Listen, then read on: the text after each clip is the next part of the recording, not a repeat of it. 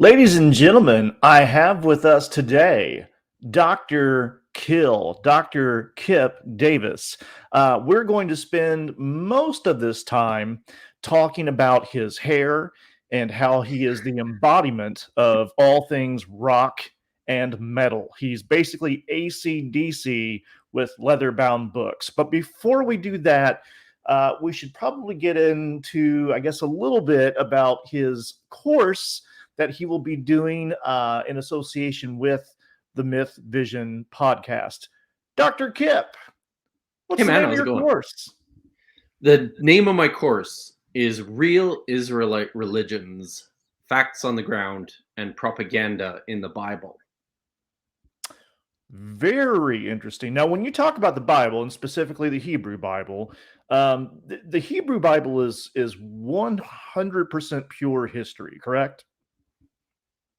Absolutely, and it aligns perfectly with the archaeological record. Okay. I And that is something that an apologist would probably tell you, but that you're going to come to discover in my course is absolutely not the case.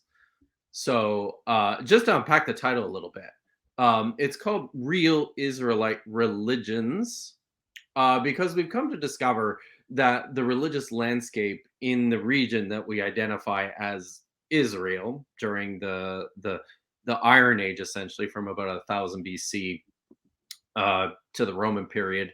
Uh, within this region, there was a variety of religious expressions that don't align all that well with the presentation of this religion in the Bible.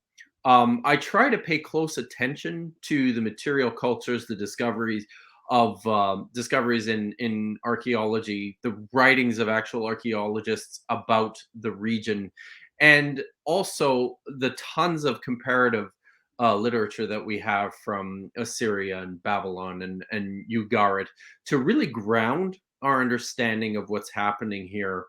And the piece that I think is maybe most fascinating is how the textual record of this came to present this ancient religious picture, and we come to see that the Bible, by and large, has a very clear understanding of what's happening in the religious landscape, is not happy about it, and this deeply colors the way that it presents what people are doing and how they're living their lives and worshiping their gods. And so much of this literature is a product of a royal priestly elite living in this tiny little world in the city of Jerusalem, where they just go to the temple and they sit in their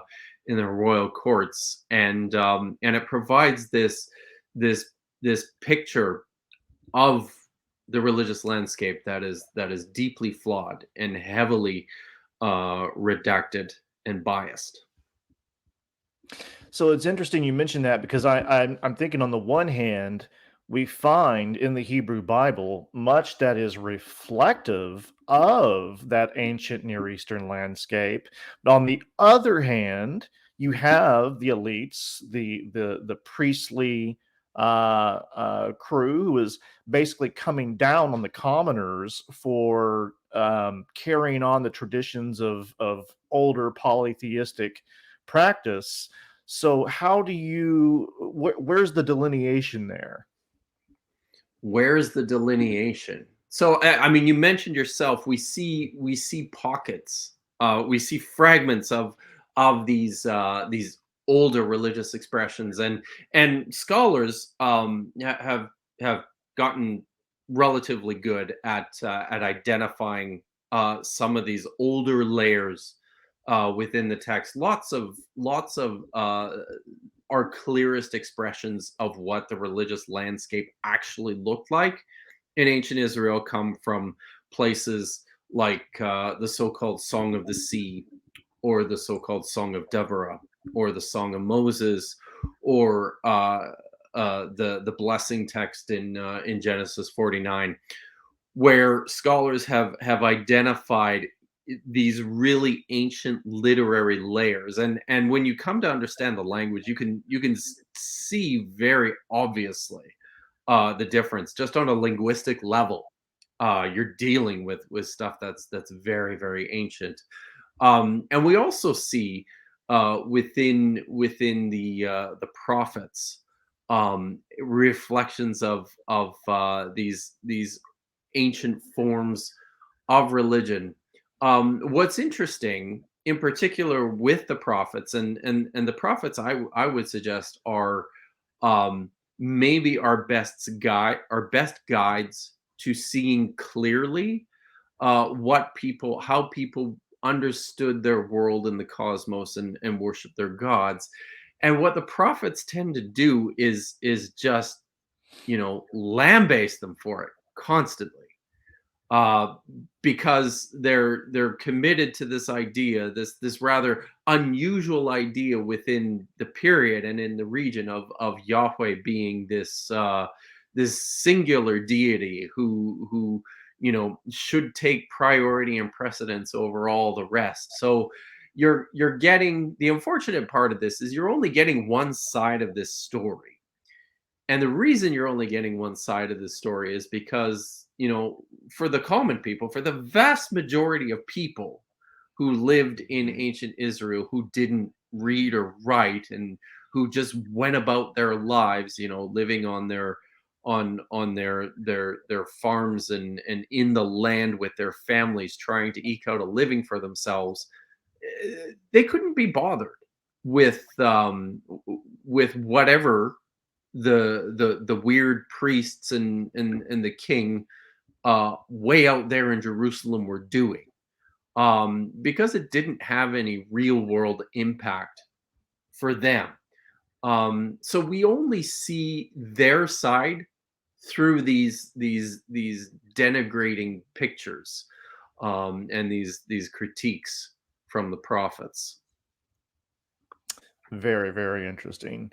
Um, where does Yahweh appear to have even come from? Like, was he there all along, or was he somehow imported into this cult? And is he the same as El or Elohim? So, and this is a difficult question.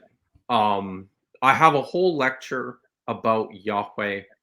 I spend a little bit of time talking about where he came from, but most of the lecture is trying to unpack who this deity was, um, in the minds of the people who wrote about him in the Hebrew Bible. Um, Frustratingly, we don't know a lot about this god. Uh, the most reliable scholarly constructions of Yahweh have him coming from somewhere in the south, the plains of Midian, also called Seir. Uh, he's associated with this region of Midian and with Edom. Um, and it seems that he's a god that was transported from there, uh, next to the fairly prominent northern kingdom, the kingdom that the Bible tends to identify either as Israel or Ephraim. The Bible itself is written from this fiercely southern perspective, from the perspective of the kingdom of Judah, and I think this also tends to exaggerate what's going on here, because what we see in the material culture is a fairly prominent, reasonably successful kingdom, an Assyrian vassal, in and around Samaria, where Yahweh was worshipped along with other deities, imported into this place from the south, like I said. Um, and I believe scholarly constructions, which are which tend to follow the consensus, would suggest that um, from there he ended up becoming incorporated within the much smaller, much poorer, much less significant kingdom centered in Jerusalem, where they built this temple to him, not the only temple of Yahweh, but the one that survived the longest. There were places where Yahweh, we know, was worshipped in Dan in the north, and in Bethel to the west of Jerusalem, and in a shrine at a place called Shiloh. But also we have material artifacts which indicate that there was a Yahweh of Samaria, which was very popular in this region. So he gets around, right? And in a roundabout way, he kind of starts in the south and goes north and ends up in the temple in Jerusalem, and becomes associated with Jerusalem because the rest of this world basically crumbles around Jerusalem. It's just fascinating how much just the rich and diverse and complex history of these people and of the very gods themselves. Um, how would you say, in a nutshell, how do the Dead Sea Scrolls shed light on the ancient Israelites and the Hebrew Bible itself? Hmm. So the Dead Sea Scrolls are super important because they are our very oldest and most extensive textual witnesses to the Bible itself. Even though our oldest textual witnesses to the Bible long predate the actual writing of the biblical text, the Dead Sea Scrolls stem from at the earliest, the late third century BCE, all the way through the Roman period. But they're very important because, in several respects, they show to us some layers of texts or traditions which underlie these very ancient elements of religion. I think most famously the fragment from 4Q37, which is a fragment of the Song of Moses that we know through Deuteronomy 32, but which circulated also as an independent composition even during this much later period of time when the Dead Sea Scrolls were written. So we have this copy of the Song of Moses, which preserves this very important textual variant, which features Yahweh as a member of the B'nai Elohim, the sons of God. He's part of this divine council, and he receives. Sorry, he's part of this divine council, and he receives as an inheritance from the great God, the high God, Elyon, his father, really, this region and these people, known as the descendants of Jacob, those who dwell in Judah and Israel. So we have this. We have some examples of these important um, uh, textual roots, which illustrate this polytheistic world. But I think perhaps even more importantly, we have evidence within the Dead Sea Scrolls of the ways in which these traditions and these stories and these texts um, were transmitted and circulated and changed and developed over a very long period of time. So what we have in the Dead Sea Scrolls is really just a snapshot of this much longer process of textual development.